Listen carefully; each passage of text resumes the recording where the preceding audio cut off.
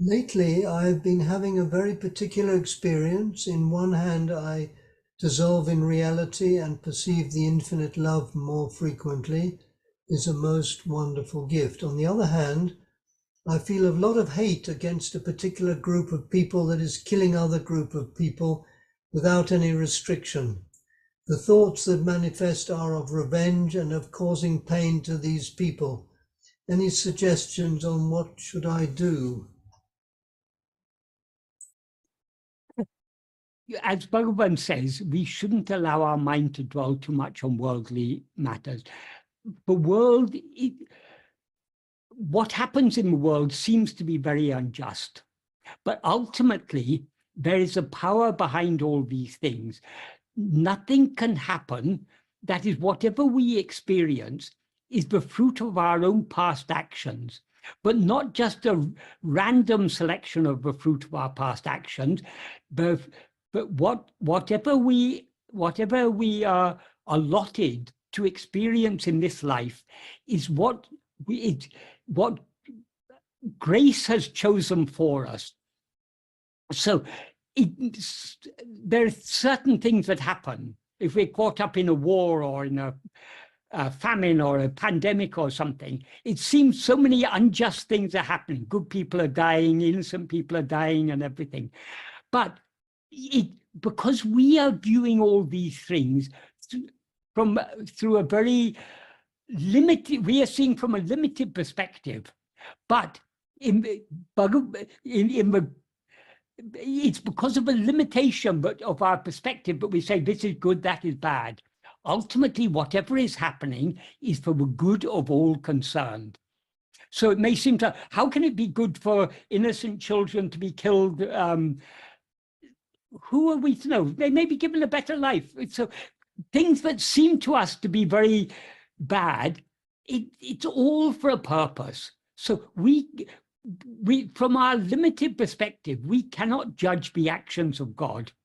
Not that God is actually doing anything, but everything that is happening by his merely, as Bhagavan says in the 15th paragraph of Nana, it's all happening Isan Sanidana Visesha Matrata, by the mere special nature of the presence of God.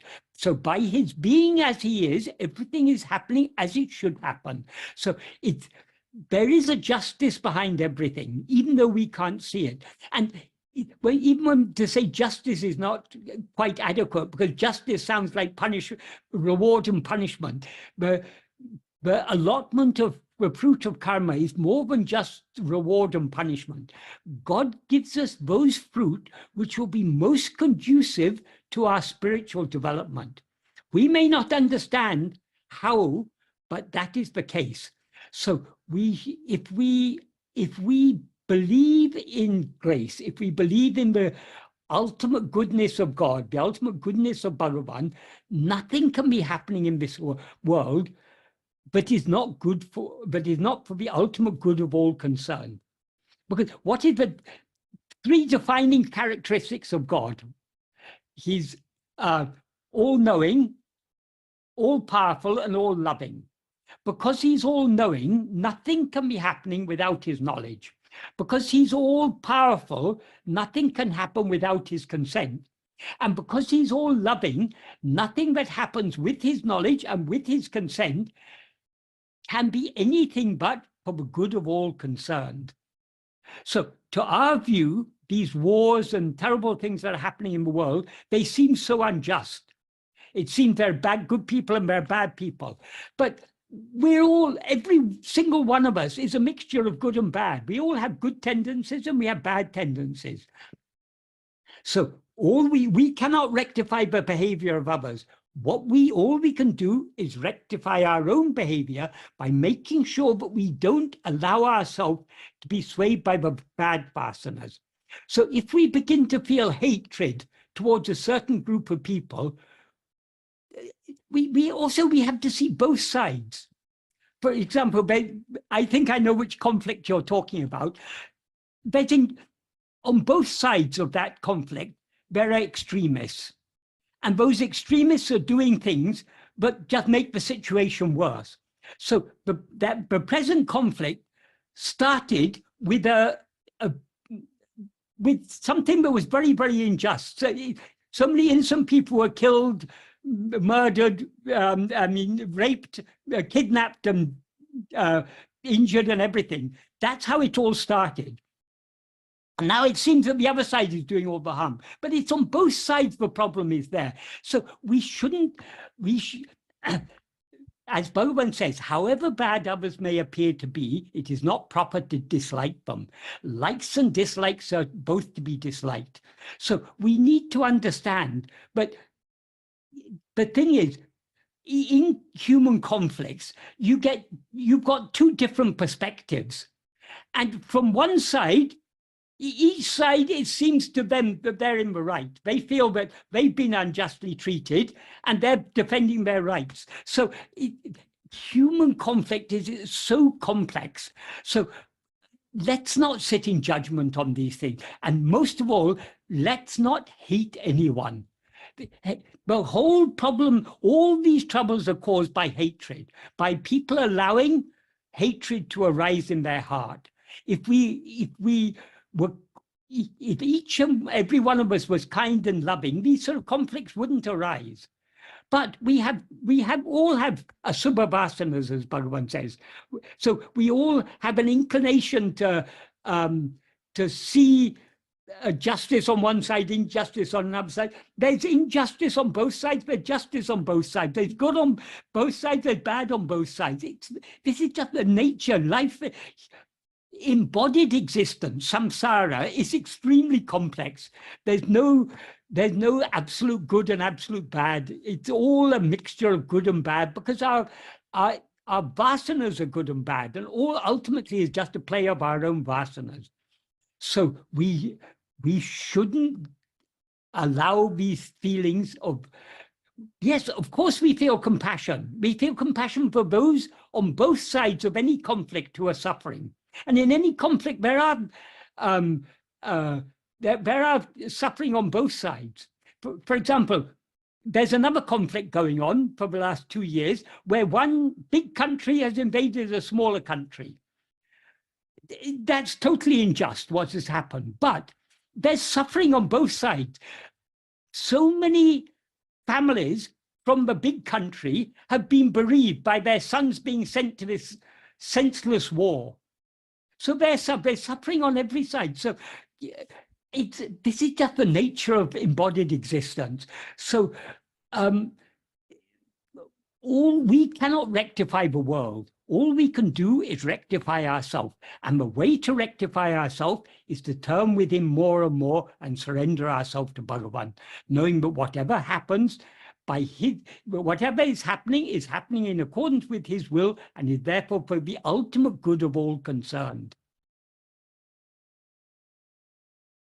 I hope that's an adequate answer to that question. So as Bhagavan said, it's our own likes and dislikes that we need to dislike. We need to turn within and thereby give up all our own likes and dislikes. Why do hello, Michael. Yes. Sorry, sorry for interrupting you. It was my question, and what happens is that it's not something I can control. It's like the hatred just manifests itself, and what I usually do is just giving it space so that it has all its power out of it, so that it just goes away. I don't know if that's I understand what you mean. Correct thing. That is this love and hatred for external things. These are the play of our own vasanas. So we need to try to curb our vasanas. Often we fail, often we get carried away by the vasanas, but our aim is to curb the vasanas, not to allow ourselves to be swayed by the vasanas. The most effective way is to try more and more to turn within. Another way is to try to see things from a broader perspective, to see that there's actually injustice in any conflict, there's injustice on both sides. there's good and bad. Okay, some wars you can say, okay, there's one country is an aggressor, the other country didn't do anything to provoke it. But in many conflicts, there's bad on both sides. As I say, there are extremists on both sides. These extremists are what caused the problem. And ultimately, most people just want to live a quiet and peaceful life. But the circumstances create all these things. And so we have to be very, very vigilant when these feelings of hatred arise in our heart. We may not be able to stop them arising, but we shouldn't feed them. We should try and best way to defuse them is by trying to turn within more and more. When we're not able to defuse them when we're not able to turn within, we should try to think thoughts in such a way to calm down that hatred, to see that there are problems on both sides, to see that this is the very nature of embodied existence. See nature, how many conflicts there are in nature. Nature is a struggle for survival. So many different species of plants and animals, all are struggling for survival. Even in the plant kingdom, there's a struggle for survival. Some get the upper hand and may survive and others die. This is just the nature of embodied existence. We can't get away from this so long as we rise as ego and thereby assume this embodiment for ourselves. So we have to give up our own embodiment. And the way to give up our own embodiment means our own identification with the body is to turn within. So ultimately, even people who do very bad things, we need to understand all bad things are done in ignorance. It is only because people's minds are clouded by a thick fog of very strong vasanas, but they cannot see things clearly, and that they choose to do bad actions. They choose to do actions that cause harm to other people. So we have to feel compassionate for them, but even for the most wicked people, that they are acting because of their own ignorance in such a way. So we need to try to transmute that hatred into love, because hatred is never a solution for hatred. The only solution for hatred is love. Thank you, Michael. Ultimately, it is the same eye shining in the heart of everyone. But what distinguishes one person's behavior from another person's behavior is the type of vasanas they are allowing themselves to be swayed by, as Bhagavan says. So we have to see beyond all these external things. See, if we see that light of pure awareness shining in our own heart, then only will we see that same light is shining in the heart of everyone. And then only will we have universal compassion. Then only will we truly be able to love our neighbor as ourselves. So long as we see our neighbor as other, we cannot love them as ourselves. In order to love our neighbor as ourselves, we have to see them as ourselves. And we can see them as ourselves only by seeing ourselves as we actually are. This is not easy. We all have strong vasanas that pull our mind outwards in so many ways. But this is what this spiritual path is all about. Recognizing that the root of all problems lies within ourselves. And ultimately, we have to solve the problem within ourselves before we can hope to solve any other problem.